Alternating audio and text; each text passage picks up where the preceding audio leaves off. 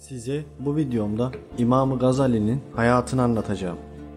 İmam-ı Gazali 1053 yılında Tus'ta doğdu. İlk tahsilini ileride meşhur bir vaiz ve sufi olarak tanınacak olan kardeşi Ahmet ile birlikte Tus'ta tamamladı. 1069 yılında Nişabur'daki Nizamiye Medresesi'ne giderek meşhur Şafii Fakih ve Eşari kelamcısı İmam-ı Harameyn Ebu Mel'ali el-Cüveyni'nin talebesi oldu. Cüveyni'nden fıkıh tahsil ettiği gibi hocasının kalem alanındaki büyük birikiminden de istifade etti. Nizami Medresesi'ndeki başarılı öğrenim hayatı Nizam-ı Mülk'ün ve bu yolla Büyük Selçuklu Sultanı Melikşah'ın yakın çevresinde yer almasını sağladı. Selçukluların başkenti İsfahan'da geçirdiği bu dönemin ardından 1091 yılında Nizam-ı Mülk tarafından başkent Bağdat'taki Nizami Medresesi'ne hoca olarak atandı. Hüccetül İslam, İslam'ın kesin delili ünvanıyla tanımlamaya başladığı Bağdat'taki görevi sayesinde buradaki Abbasi halifesiyle ve idari zümreyle yakın ilişkiler kurdu.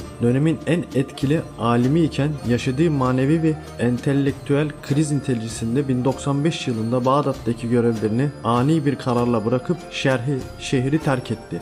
Bağdat'tan ayrılıp Dimaşk ve Kudüs'e gitti. Halil şehrindeki Hazreti İbrahim'in kabrinde bir dahi siyasi otoritelere hizmet etmeyeceği ve devlet tarafından kurulan okullarda hocalık yapmayacağına dair yemin etti. 1096 yılında hacca gittikten sonra Dimaşk ve Bağdat üzerinde memleketi Tus'a döndü ve orada küçük bir medrese ve dergah inşa etti. Halk arasında yaygınlaşan itikadi yozlaşmayı gerekçe göstererek tekrar resmi görev alınması yönünde Selçuklu yönetiminden gelen baskılara dayanamayıp 1106 yılında bir zamanlar öğrencisi olduğu Nişabur'daki Nizamiye Medresesi'nde hoca olma teklifini kabul etti. Tus'taki medrese ve dergahında ders vermeye devam eden Gazali 111 yılında Tus'ta vefat etti. Hayatının sonlarında kaleme aldığı El-Mülk Münih Delal adlı otobiyografik eserlerin Gazali neredeyse ergenlik döneminden beri her şeyin hakikatini anlayıp kavramaya çalışan bir karaktere sahip olduğunu belirtmektedir. Bu özelliği sayesinde çocuk denecek yaşta anne babasından, hocalarından ve çevresinden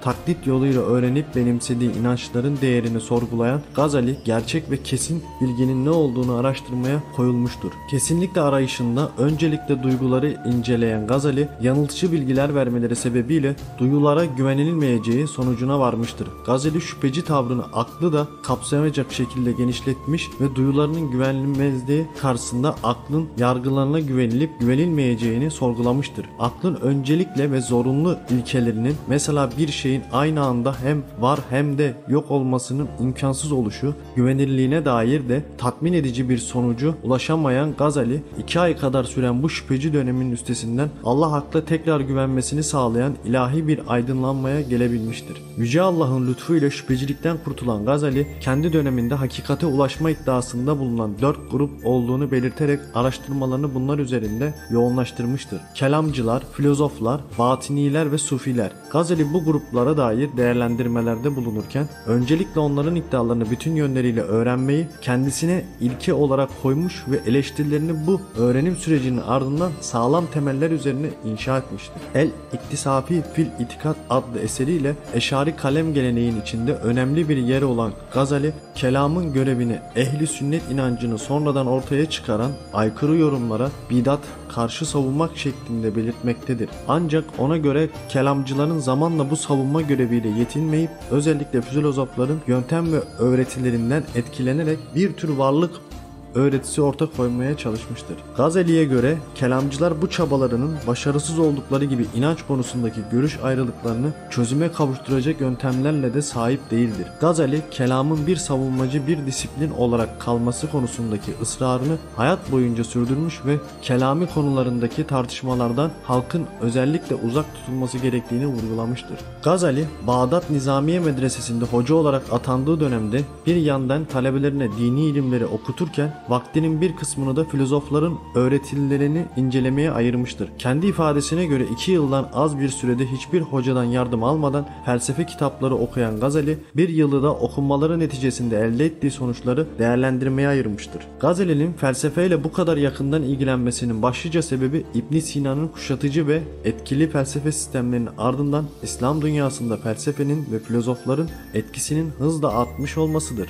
Filozofların özellikle de İbn Sina eserlerine dair araştırmaları neticesinde ilk olarak onların mantık, metafizik ve fizik alanındaki öğretilerinin nesnel bir şekilde özetleyen Makasudul Felasife adlı bir eser kaleme alan Gazali, filozoflara yönelttiği eleştirileri ise Tehafütü ve Felasefiye de 20 mesele çevresinde ortaya koymuştur.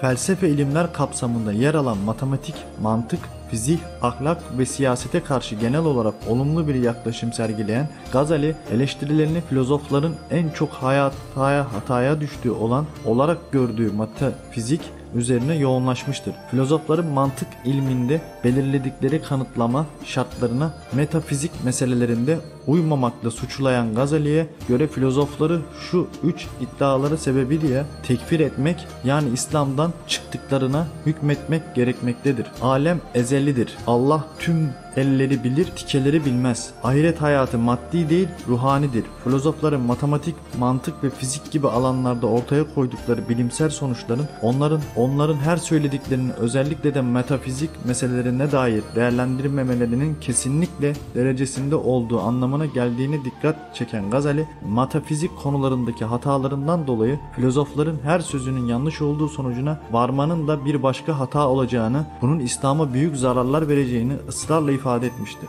Gazali'nin hakikat iddiasındaki 3. grup olarak batinlerinin ele alması döneminde siyasi şartlarıyla yakından ilgilidir. Fatıma devletinin siyasi ve ideolojik saldırılarına karşı Abbasi hilafetinin ve Büyük Selçuklu devletinin desteğiyle mücadele eden Gazali, batinlerin masum imam öğretisini çürütmek üzere pek çok eser kaleme almıştır. Bu eserler içinde en önemlisi Abbasi halifesi Mustezhir Billah'ın isteği doğrultusunda yazdığı ve bu sebeple El-Mustazhiri olarak da bilinen Feduhul Batiniye'dir. Gazali'ye göre batinlerin iddia ettiği gibi hakikate ulaşmak için masum bir imamın rehberliğine ihtiyaç olsa da söz konusu masum imam tarihinin bir döneminde kaybolan ve ahir zamanda geleceği düşünülen kayıp imamı değildir. Gazali, Allah dinini eksik bir şekilde inananlara tebliğ eden Hz. Muhammed sallallahu aleyhi ve sellemin gerçek masum imam olduğunu vurgulayarak alimlerin Kur'an ve sünnetinin rehberliğini İslam ümmetinin problemlerine çözüm getirebileceğini belirtmiştir. Gazali, Bağdat'taki görevi sırasında bir yandan fıkıh ve kalem alanında eserler kaleme alıp filozoflar ve batinilere karşı reddiyeler yazarken bir yandan da kendi hayatı üzerinde düşünmeye başlayarak bir muhasebe sürecine girmiştir. Bu dönemde tasavvuf eserleriyle tanışan Gazali, bu kitapların sunduğu ahiret odaklı hayat anlatısından ciddi bir şekilde etkilenmiştir. Otobiyografisinde anlatıldığına göre tasavvufun sadece kitaplardan öğrenilebilecek bir ilim olmadığının farkına varan Gazali, tasavvufun öngördüğü manevi tecrübeyi zevk, bizzat yaşamak için makamı mevki, mal, mülk, aile gibi dünyavi bağlardan kurtulup nefsin isteklerinin önüne geçerek tüm kalbiyle ahirete yönlenmesi gerektiğini sonucuna varmıştır. Ancak ulaştığı bu sonucu hayata geçirmekte zorlanan Gazali, 6 aya yakın süren bir kararsızlık ve manevi rahatsızlık döneminin ardından bütün görevlerini bırakıp ailesini ve güvendiği dostlarına emanet ederek Bağdat'tan ayrılmaya başarmıştır. Bağdat'tan uzakta geçirdiği 2 yıl boyunca dünya ve arzularını dizginleyip ilahi hakikatleri keşif ve müşahede için kalbini kötü huy ve düşüncelerden temizlemeye odaklanan Gazali, yaşadığı manevi tecrübeler neticesinde tasavvuf yönetiminin hakikate ulaştırılan en sağlam ve doğru yöntem olduğu sonucuna varmıştır. Gazali'ye göre Hz. Peygamber'in vahiy tecrübesiyle sufiler manevi halleri arasında benzerlik, aklın bütün hakikatleri anlayıp açıklamaktaki yetersizliğini ve hakikate ulaşmada peygamberin rehberliğine duyulan zorunlu ihtiyacı gözler önüne sermektedir. Gazali'nin Bağdat'tan ayrıldıktan sonra kaleme aldığı ve İslam düşünce tarihinin en etkili eserlerinden birisi olan İhya-u Ulumuddin de esas gayesi aklın sınırlılıklarını göstererek teorik tartışmalara boğulan dini ilimlerin tasavvuf yoluyla ruh üflemek ve onları canlandırmaktır. Peygamberin kalp hastalıklarının doktoru olduğunu vurgulayan Gazali, aklın faydası ve işlevinin ise bize bunu tanıtması, peygamberliğin gerekçesinde şehadet etmesi ve kendisinin de peygamberlik gözüyle idare edilenleri görmekten aciz olduğunu bilmesi, körlevi, kılavuzu ve çare arayan hastaları müşfik hekimlere teslim eder peygamber gibi elimizden tutarak bizi peygamberliğe teslim etmesinden ibret olduğunu belirtmektedir. Bu anlamda Gazali'ye göre peygamberin misyonunu hakkıyla sürdürebilecek tek zümre tesavvü tecrübeye donanmış alimlerdir.